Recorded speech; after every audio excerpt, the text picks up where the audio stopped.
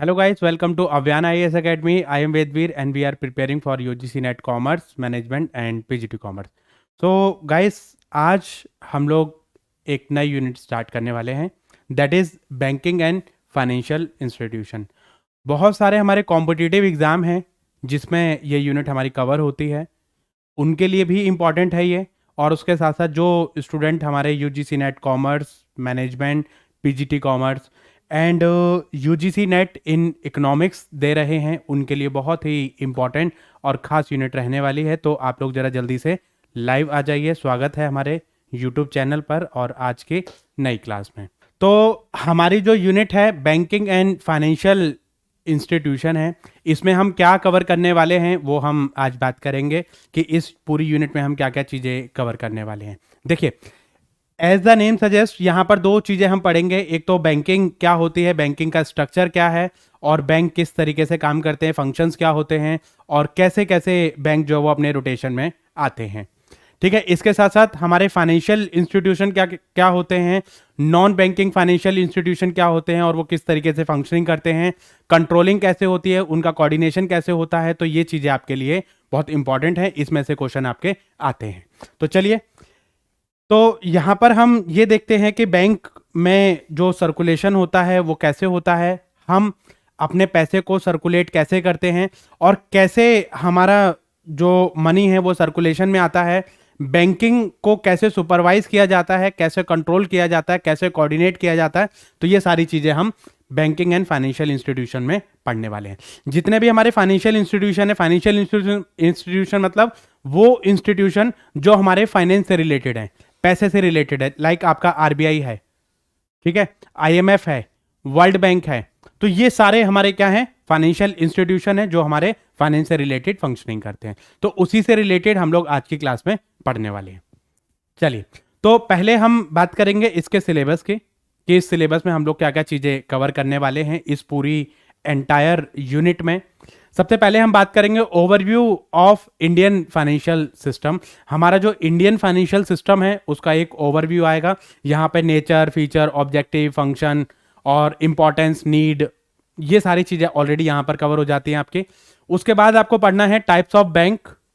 ठीक है, बैंकों के टाइप आपके क्या क्या हैं, उसमें आप कमर्शियल बैंक पढ़ोगे, रीजनल रूरल बैंक, ये दोनों ही बहुत इंपॉर्टेंट है। कमर्शियल बैंक क्या होते हैं और आरआरबीज आपके क्या हैं, फॉरेन बैंक क्या है, कोऑपरेटिव बैंक आपके क्या हैं। कहने का मतलब बैंक कितने टाइप के होते हैं आपके और बैंक के फंक्शन क्या क्या होते हैं। ठीक है, इसमें आपके कमर्शियल बैंक और आपके regional rural bank, foreign bank, cooperative bank, public sector bank, schedule bank, non schedule bank, वो सारी चीजें आपकी इसमें कवर हो जाती है। ये इसने मेजर टाइप के बैंक दे रखे हैं और इसके अलावा भी कई सारे बैंक होते हैं आपके, शेड्यूल बैंक है, नॉन शेड्यूल बैंक है, ठीक है, उनको भी आपको प्राइवेट सेक्टर बैंक है और आपके जो है पब्लिक सेक्टर बैंक है, तो उसमें भी आपको फर्दर क्लासिफिकेशन आपको पढ़नी है। तो वो सारा आपको डिटेल में आपको पढ़ना है। ठीक है, उसके बाद है आपका reserve bank of India, most important topic, इसमें से क्वेश्चन आपको मिलेगा ही मिलेगा। आरबीआई से रिलेटेड, उसके स्ट्रक्चर से रिलेटेड, उसकी फंक्शनिंग से रिलेटेड, ये सारा आपको जो वो मिलेगा ही मिलेगा। Function, role, monetary policy, management.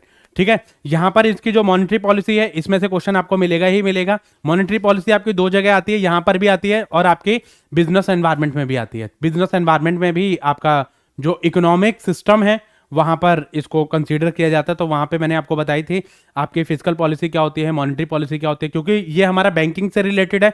तो यहाँ पर सिर्फ हम जो वो मॉनेटरी पॉलिसी से रिलेटेड ही बात करेंगे, उससे रिलेटेड ही क्वेश्चन आपको यहाँ पर देखने को मिलेंगे। ठीक है, आरबीआई का एस्टेब्लिशमेंट कैसे हुआ था, पहले ये किस तरीके से काम कर रहे थे और कैसे उसने अपना आगे फंक्शनिंग करी। जब आरबीआई नहीं था तो ये काम कौन करता था, अब आरबीआई जो फंक्शनिंग कैसे करता है, उसके मेंबर्स की जो कमेटी होती है वो कैसे काम करती है और कौन कौन से उसके मेंबर्स होते हैं, तो ये सारा काम आपका इसमें आ जाएगा। इसके साथ साथ आरबीआई का रोल क्या है, क्या क्या रोल परफॉर्म करता है, मॉनेटरी पॉलिसीज आपकी क्या क्या हैं। ठीक है, मॉनेटरी पॉलिसी के इंस्ट्रूमेंट से रिलेटेड आपका क्वेश्चन आता है कि मॉनेटरी पॉलिसी के इंस्ट्रूमेंट क्या क्या होते हैं, तो इससे रिलेटेड आपका क्वेश्चन आता है। हेलो वैष्णवी जी। ठीक है, उसके बाद है बैंकिंग सेक्टर रिफॉर्म, ये मोस्ट इंपॉर्टेंट है, इसमें से क्वेश्चन आपको मिलेगा ही मिलेगा। बैंकिंग सेक्टर रिफॉर्म्स में कौन कौन से चेंजेस आए, बैंकिंग के स्ट्रक्चर में क्या क्या चेंजेस आए, कौन कौन सी कमेटी बनी है, इससे रिलेटेड आपको क्वेश्चन आपको मिलेगा मिलेगा। इसमें स्टेटमेंट काइंड ऑफ क्वेश्चन भी मिलता है और डायरेक्ट क्वेश्चन भी मिलते हैं आपको, ठीक है। इसमें बासल नॉर्म ये इंपॉर्टेंट है, रिस्क मैनेजमेंट ये भी इंपॉर्टेंट है, और एनपीए मैनेजमेंट, एनपीए से रिलेटेड क्वेश्चन मिलेगा आपको कि एनपीए में क्या कंसीडर होता है, क्या कंसीडर नहीं होता है, कौन कौन सी चीजें, किसको आप एनपीए बोलोगे, किसको आप एनपीए नहीं बोलोगे, स्टैंडर्ड एसेट, सब स्टैंडर्ड एसेट, डाउटफुल एसेट और बैड डेब्ट, तो वो आपके जो है वो इसमें आ जाएंगे। तो ये इसकी क्लासिफिकेशन, कितने दिन के बाद आप एसेट को जो है वो एनपीए कंसीडर करोगे, कितने दिन के बाद स्टैंडर्ड एसेट्स किसको बोलोगे, सब स्टैंडर्ड एसेट्स किसको बोलोगे, डाउटफुल किसको बोलोगे, और बैड डेब्ट्स आप किसको बोलोगे, कितने टाइम पीरियड होता है, तो वो क्लासिफिकेशन आपको जो पता होना चाहिए। उसके बाद आपका फाइनेंशियल मार्केट, इसमें से क्वेश्चन आता है, पीजीटी कॉमर्स के जितने भी बच्चे हैं उसमें से क्वेश्चन आता है, जितने बच्चे असिस्टेंट प्रोफेसर का एग्जाम देंगे उसमें से इसमें से क्वेश्चन आपका आएगा ही आएगा। Financial market, money market, capital market और आपकी गवर्नमेंट सिक्योरिटी मार्केट, ठीक है। इसमें मनी मार्केट और ये तो आपका है ही है, प्राइमरी मार्केट और सेकेंडरी मार्केट, ये आपका दोनों की क्लासिफिकेशन आपकी आती है। मनी मार्केट के इंस्ट्रूमेंट कौन कौन से होते हैं, यहां पे तो छोटी सी उसने दी हुई है, मनी मार्केट के इंस्ट्रूमेंट कौन कौन से होते हैं, और आपके जो कैपिटल मार्केट है उसके इंस्ट्रूमेंट क्या क्या होते हैं, तो उससे रिलेटेड आपका क्वेश्चन आता ही आता है, ठीक है। उसके बाद आपके फाइनेंशियल इंस्टीट्यूशन में development of financial institution, DFI, और आपके नॉन बैंकिंग फाइनेंशियल कंपनीज, ठीक है, NBFC, mutual fund, pension fund, ये सारे आपके इसमें आ जाएंगे। कुछ तो हमारे मतलब फंड जो है वो दो तरीके से फ्लो होता है, एक होता है फाइनेंशियल इंस्टीट्यूशन के थ्रू और एक होता है एनबीएफसी के थ्रू। एनबीएफसी मतलब नॉन बैंकिंग फाइनेंशियल इंस्टीट्यूशन, मतलब फाइनेंस का काम तो करते हैं लेकिन बैंकिंग का काम नहीं करते हैं वो, ठीक है। जैसे कि एलआईसी हो जाएगा आपका, म्यूचुअल फंड्स आपका हो जाएगा, ठीक है। तो ये सारे आपके इसमें आ जाएंगे। इसमें आपका करंट अफेयर आ सकता है, ठीक है, कोई मतलब नई पॉलिसी आई है, कोई नया बैंक किसी में ऐड हुआ है, जो आपका मर्जर हुआ था बैंकों का, उससे रिलेटेड आपका आपका आ सकता है क्वेश्चन, ठीक है। उससे रिलेटेड कई बार आपके एग्जाम में क्वेश्चन जो वो आपको मिलेंगे। उसके बाद है financial regulation, regulator in India, मतलब इंडिया में जो फाइनेंस को रेगुलेट करते हैं वो किस तरीके से रेगुलेट करते हैं, कौन कौन रेगुलेट करता है और उनकी फंक्शन किस तरीके से होती है, तो इससे रिलेटेड क्वेश्चन आपका आएगा। और financial sector reforms including financial inclusion, ठीक है, इसमें आपका जो है वो आ जाएगा, नरसिम्हन कमेटी आ जाएंगे आपके, नरसिम्हन कमेटी 1 और नरसिम्हन कमेटी 2। इसमें आपको दो चीजें पढ़नी है, एक तो कमेटी कब बनी थी और दूसरा इनकी रिकमेंडेशन क्या थी। पहली जो नरसिम्हन कमेटी थी उसकी रिकमेंडेशन क्या थी और जो दूसरी वाली कमेटी थी उसकी रिकमेंडेशन क्या थी, तो इससे रिलेटेड भी क्वेश्चन आपका इसमें आ जाएगा। Digitalization of banking and other financial services, मतलब हमारी जो डिजिटल मोड ऑफ पेमेंट आपकी यूज करते हो तो वो सारा आपका इसमें आ जाएगा। जैसे इसमें भीम है, यूपीआई है, फोन पे है, गूगल पे है और आपका डिजिटल वॉलेट है आपका, और इसमें जो है आपका वो भी आ जाएगा, डिजिटल पेमेंट आपकी सारी इसमें आ जाएंगे, मोबाइल बैंकिंग आपकी इसमें आ जाएगी, इंटरनेट बैंकिंग आपकी इसमें आ जाएगी, और ये सारा तो आपका आएगा ही आएगा। इसके अलावा आपका जो है आरटीजीएस, ठीक है, और ये जो हम अकाउंट टू अकाउंट ट्रांसफर करते हैं तो उसमें आपका क्या क्या चीजें आती है, आरटीजीएस वगैरह आपकी आती है ना, आईएमपीएस, ठीक है, तो वो भी आपका डिजिटल पेमेंट में कंसीडर किया जाएगा, तो उससे रिलेटेड भी आपके क्वेश्चन आते हैं, ठीक है। इसमें क्या क्या फर्क होता है, किस तरीके से होता है। उसके बाद ये आपका इंश्योरेंस, टाइप ऑफ इंश्योरेंस, ये आपका देखो ये इंश्योरेंस वाला जो है ये आपकी जो यूनिट है वो थोड़ी सी अलग है। ये आपका इससे ऊपर का आपका बैंकिंग का पार्ट है, ये आपका इंश्योरेंस का पार्ट है। इंश्योरेंस क्या होता है, इंश्योरेंस के टाइप्स क्या क्या होते हैं, कहां पर आपका प्रिंसिपल ऑफ इंश्योरेंस क्या होता है, इससे रिलेटेड आपका क्वेश्चन आएगा।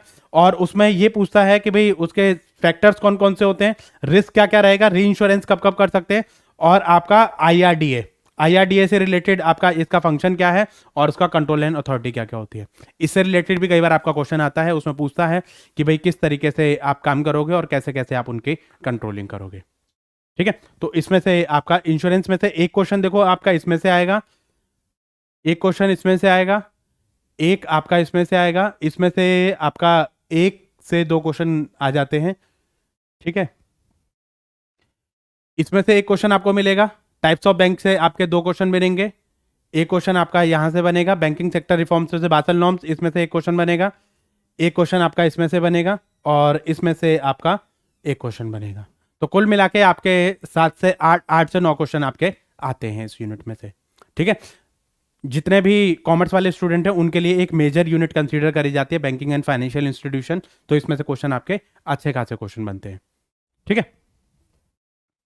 चलिए देखिए बात करते हैं हम फाइनेंशियल सिस्टम की। फाइनेंशियल सिस्टम का मतलब क्या होता है? हाँ जी, क्या होता है?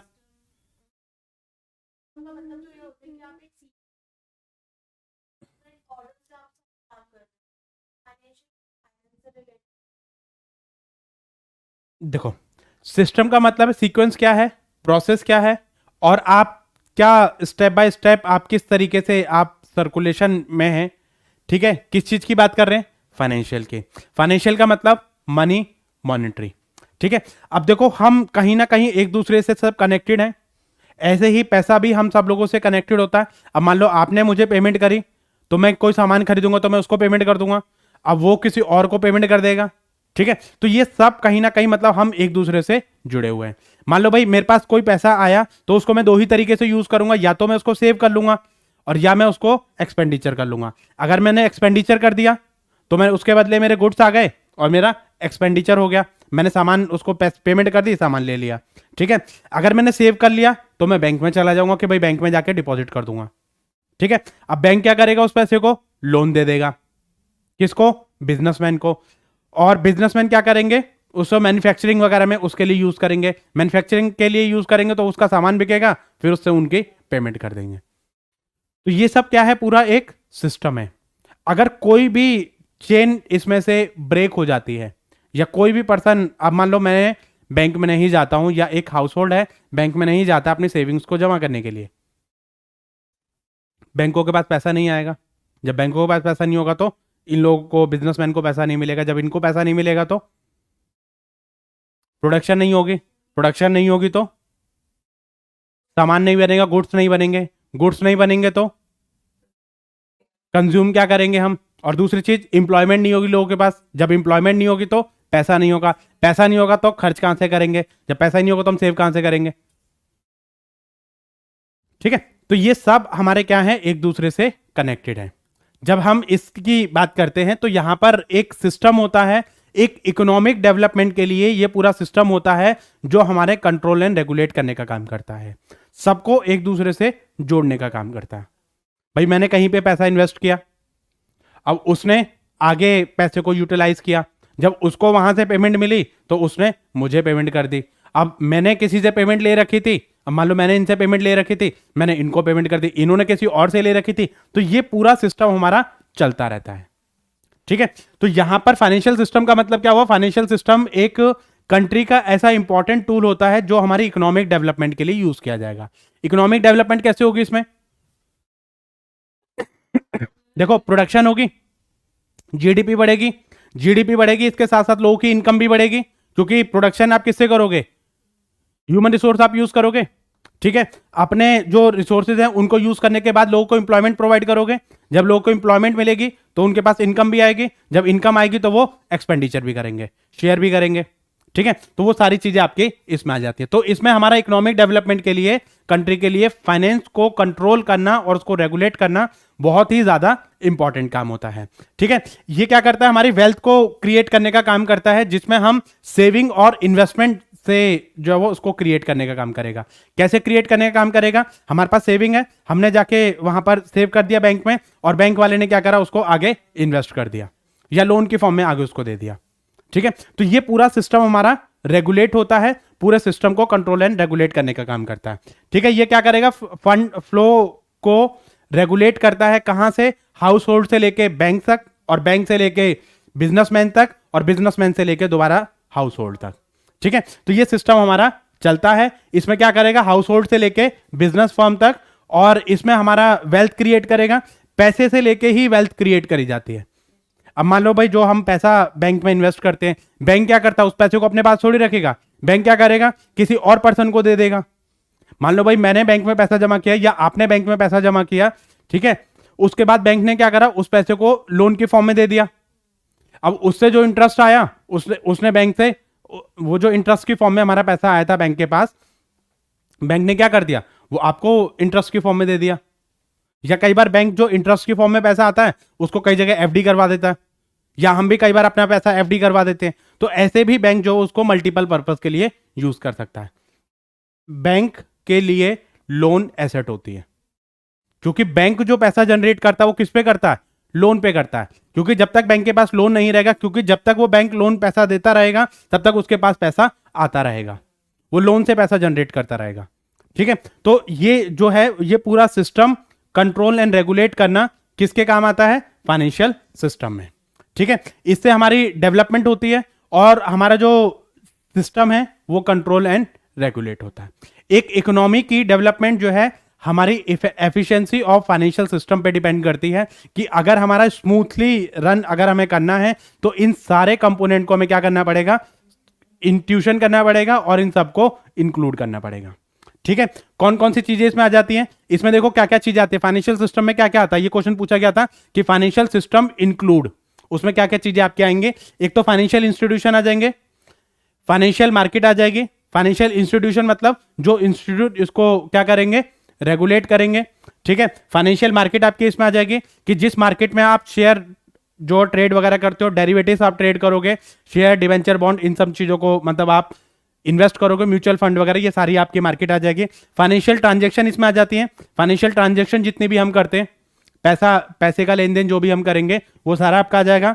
इसमें रूल्स क्या क्या हैं आपके? रूल्स एंड रेगुलेशन, कोई ना कोई तो रूल्स एंड रेगुलेशन बनाएगा। कौन बनाएगा? आरबीआई बनाएगी, बैंक बनाएंगे, या कोई आपका जैसे सेबी है, सेबी भी रूल्स एंड रेगुलेशन बनाती है आपके, तो इनको रेगुलेट करने का काम करेगी। आईएमएफ है, वर्ल्ड बैंक है, ये इंटरनेशनल लेवल पे काम करते हैं आपके।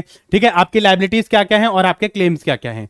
आपके ऊपर फाइन पेनल्टी भी कई बार लग जाती है कि आप गलत तरीके से अगर आप ट्रेड करते हो तो आपके ऊपर फाइन पेनल्टी भी लग जाती है। या कई बार क्या होता है कि कुछ ट्रांजेक्शन का हमें टैक्स पे करना पड़ता है। भाई आप शेयर खरीदोगे या शेयर बेचोगे तो उसमें इनको भी ट्रांजेक्शन प्रोसेसिंग फीस आपको देनी पड़ती है। तो वो सब कहीं ना कहीं मतलब हमारा इंक्लूडेड होता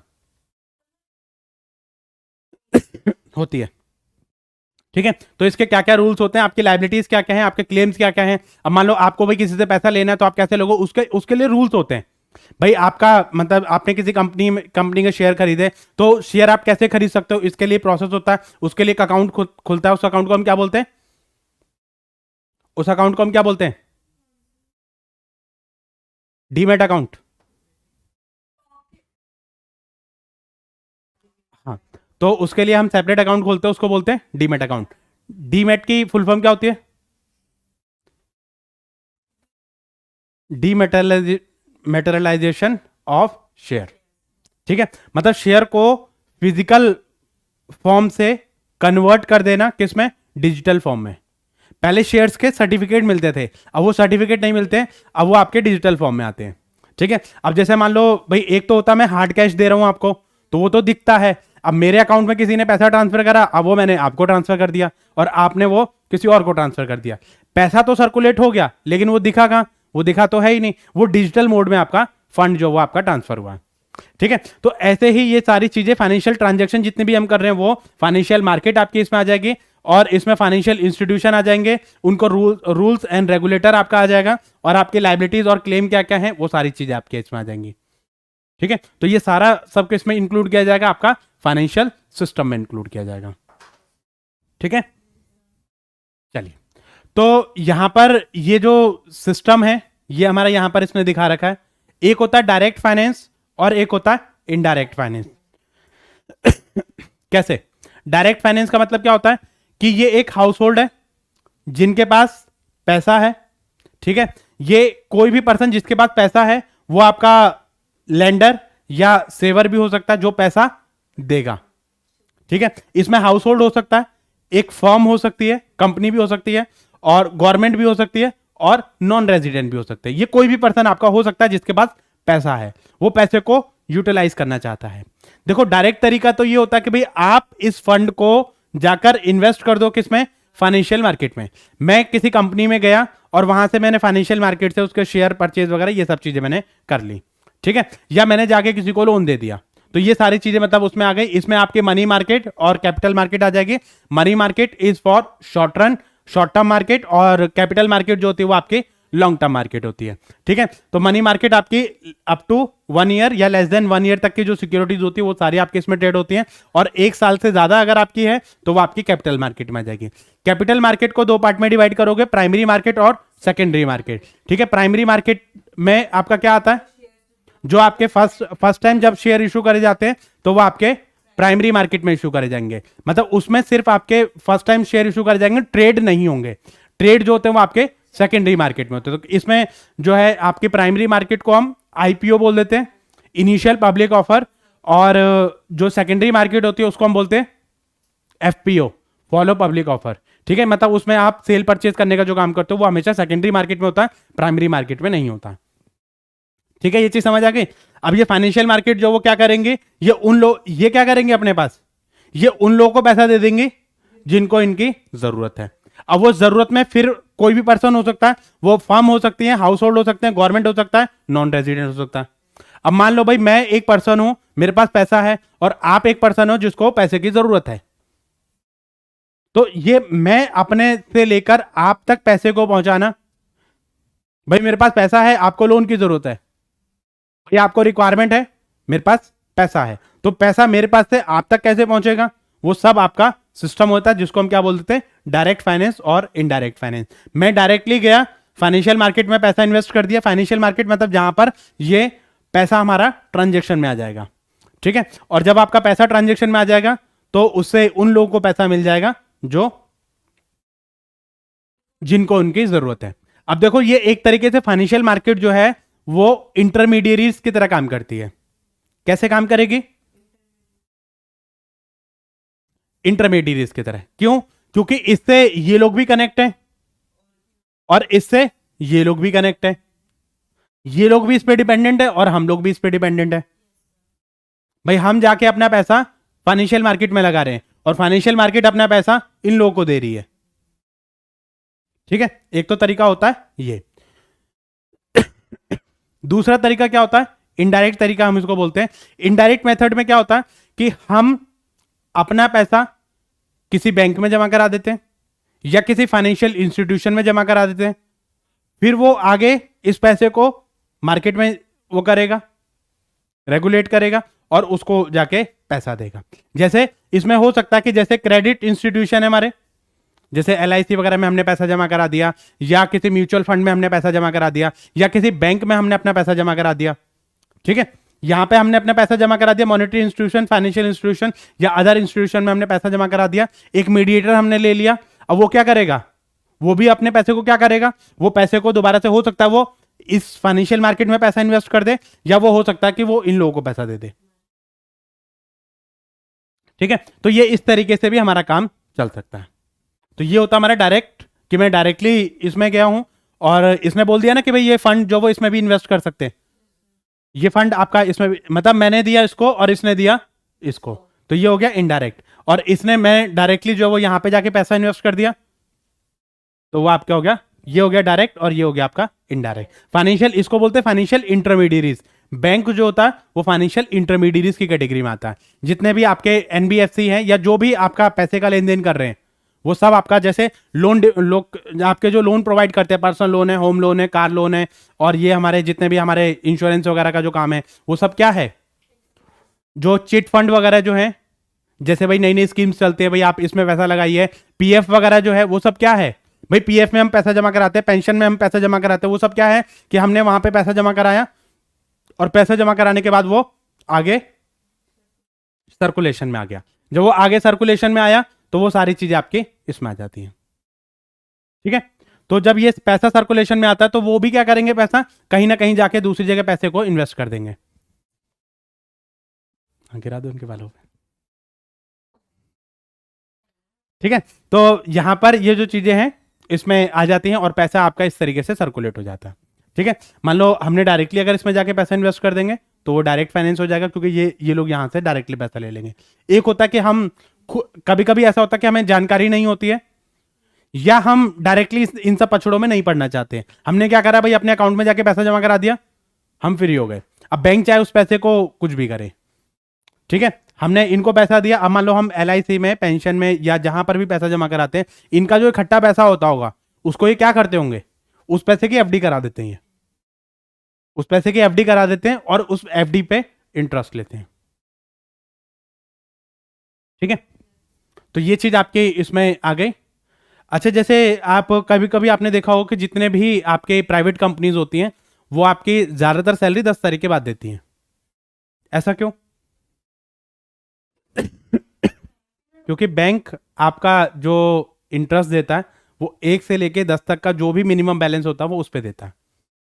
इंटरेस्ट जो आपका कैलकुलेट होता है वो 1 तारीख से लेके 10 तारीख तक के बीच में जो भी मिनिमम बैलेंस होता है उस पर देता है।